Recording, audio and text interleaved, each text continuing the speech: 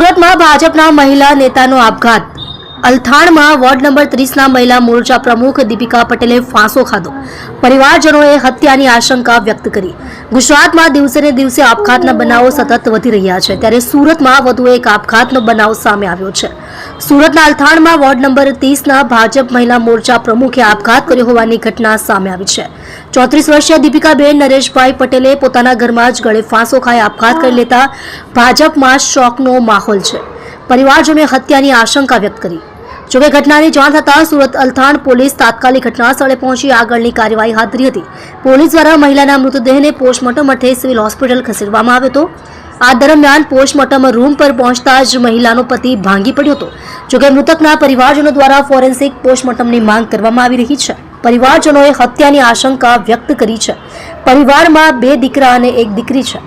મળતી માહિતી પ્રમાણે અલથાણના ભીમરાડ ગામ ખાતે આવેલ બ્રાહ્મણ ફળિયામાં 34 વર્ષીય દીપિકાબેન નરેશભાઈ પટેલ પરિવાર સાથે રહેતા હતા। પરિવારમાં 2 દીકરા અને 1 દીકરી છે। પતિ ખેતીકામ કરે છે અને દીપિકાબેન સક્રિય રીતે ભાજપ સાથે જોડાયેલા છે। હાલ દીપિકાબેન વોર્ડ નંબર 30ના મહિલા મોરચાના પ્રમુખ તરીકે પોતાની ફરજ અદા કરી હતા।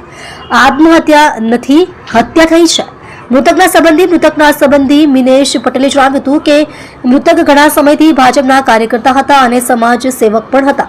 આ આત્મહત્યા નથી, હત્યા થઈ હોવાની અમને આશંકા છે, કેમ કે કહેવામાં આવી રહ્યું છે કે તેમણે ફાંસો ખાધો હતો, પણ ત્યાં કોઈ દોરડું કે કોઈ પણ દુપટ્ટો ન હતો। પરિવારજનોમાંથી તેમના બાળકો ઘરે હતા, તેમના પતિ ખેતરે હતા। રૂમમાં માત્ર સચિન વિસ્તારના કોર્પોરેટર ચિરાગ અને અન્ય એક શખ્સ આકાશ કરીને હાજર હતો।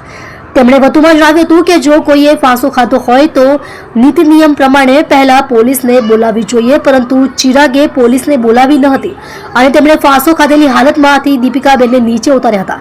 તેમનું ગળું દબાવીને હત્યા કરવામાં આવી હોય તેવી અમને આશંકા છે, જેથી ફોરેન્સિક પોસ્ટમોર્ટમ કરવામાં આવે।